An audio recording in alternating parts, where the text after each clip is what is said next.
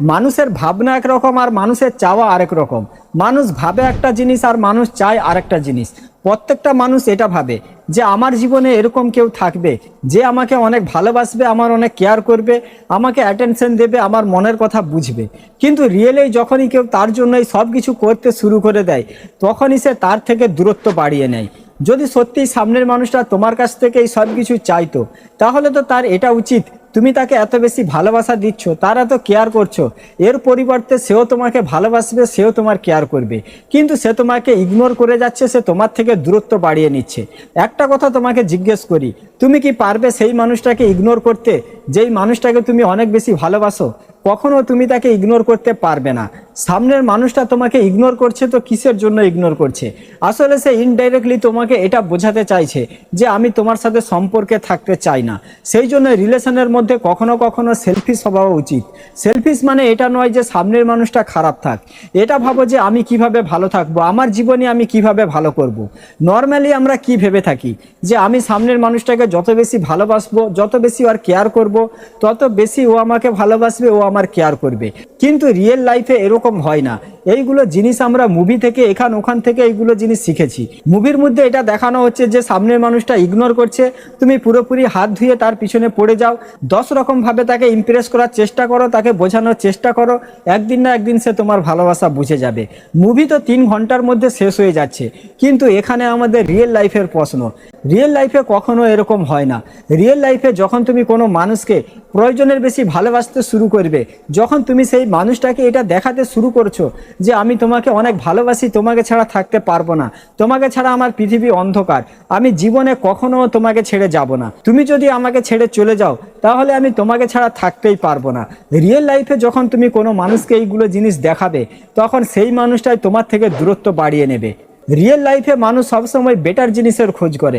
যেরকম ধরে নাও তোমার 500 টাকা হারিয়ে গেছে আর তার পরিবর্তে তুমি 1000 টাকা গুড়িয়ে পেয়েছো, তখন তোমার কি 500 টাকার হারানোর দুঃখ কষ্ট হবে? কোনো কিছুই হবে না। এখন যে সেই মানুষটা তোমাকে ইগনোর করছে, সে তোমাকে 500 টাকা মনে করে ইগনোর করছে, সে তার জীবনে 1000 টাকার খোঁজে রয়েছে। সে তোমাকে ভ্যালু তখন দেবে যখন তুমি তার কাছে 1000-এরও বেশি হয়ে দাঁড়াতে পারবে। অনেকে এটা বলে থাকে যে দাদা সামনের মানুষটা আমাকে ইগনোর করছে, আমি কিভাবে প্রতিশোধ নেব? তো প্রতিশোধ নেবার সব থেকে বেস্ট টেকনিক হচ্ছে মুভ অন করে নাও। যখনই কোনো মানুষ ইগনোর করছে, তখন তার কাছে নিজের ভ্যালু খারাপ করার আগেই মুভ অন করে নাও। ভাড় মে যায় এরকম ভালোবাসা, এরকম রিলেশনশিপ যেখানে সামনের মানুষটা দিনের পর দিন তোমাকে ইগনোর করেই যাচ্ছে, তোমার ফিলিংস, তোমার ইমোশনস এগুলোর কোনো দাম দিচ্ছে না। বারবার তুমি তাকে এটা বোঝানোর চেষ্টা করছো যে দেখো আমি তোমাকে কতটা ভালোবাসি, তারপরেও সেই মানুষটা তোমার ভালোবাসা, তোমার ফিলিংস এগুলো সে কোনো কিছুই দেখতে পাচ্ছে না। সে দেখার পরেও না দেখার বাহানা করছে, তোমার থেকে দূরে সরে যেতে চাইছে। তো এরকম মানুষকে শিক্ষা দেবার সব থেকে বেস্ট টেকনিক হচ্ছে এরকম মানুষের জীবন থেকে দূরে সরে যাও, মুভ অন করে নাও। তার থেকে ভালো কাউকে পটিয়ে নাও, তার থেকে ভালো কারোর সঙ্গে রিলেশন তৈরি করো। আমাদের চোখ কখনো এটা দেখতে পায় না যে আমার জন্য কে ওয়েট করছে, আমার জন্য কে তড়পাচ্ছে, আমার জন্য কে চোখের জল ফেলছে। আমাদের চোখ তাকেই দেখতে পায় যে আমি কার জন্য তড়পাচ্ছি, আমি কার জন্য চোখের জল ফেলছি, আমি কার অপেক্ষায় রয়েছি। যখন কেউ তোমাকে ইগনোর করবে, তারপরেও তুমি তার জীবনে পড়ে থাকবে, তাকে তোমার ভালোবাসা বোঝানোর চেষ্টা করবে, তার জীবনে তোমাকে শুধুমাত্র ইউজলেস পার্সন হিসেবে সে রেখে দেবে। তার যখন ইচ্ছা হবে তখন সে তোমার সাথে কথা বলবে, তার যখন ইচ্ছা হবে না তখন সে তোমার থেকে দূরত্ব বাড়িয়ে নেবে। তার যখন কোনো কিছু জিনিসের দরকার পড়বে, কোনো প্রবলেমের মধ্যে থাকবে, তখন সে তোমার সাথে ভালো করে কথা বলবে, তোমার সাথে সব প্রবলেম সব কিছুই তোমার সাথে শেয়ার করবে। কিন্তু যখন তুমি তোমার ভালোবাসার কথা, তোমার ফিলিংস, তোমার ইমোশনস তুমি তাকে বলতে চাইবে, তাকে বোঝানোর চেষ্টা করবে, তখনই সে তোমার থেকে দূরত্ব বাড়িয়ে নেবে। আর যখন তুমি কোনো মানুষের জীবন থেকে দূরে সরে যাবে, তখন সেই মানুষটার সামনে তোমার ভ্যালুও বাড়বে। কিন্তু তুমি যদি তার জীবনে পড়ে থাকো, তার কাছে রিকোয়েস্ট করতে থাকো, তার কাছে ভালোবাসার ভিক্ষা চাইতে থাকো, তাহলে তার কাছে তোমার ভ্যালু খারাপ তো হবেই। আর সেই মানুষটা কখনো তোমার ভালোবাসা বোঝারও চেষ্টা করবে না, কারণ তুমি তোমার ফিলিংস, তোমার ইমোশনস দেখিয়ে এভাবে কখনো তাকে তোমার ভালোবাসা তুমি বোঝাতে পারবে না। আর তুমি শুধুমাত্র এরকম সম্পর্কে দুঃখ কষ্ট ছাড়া আর অন্য কোনো কিছুই পাবে না।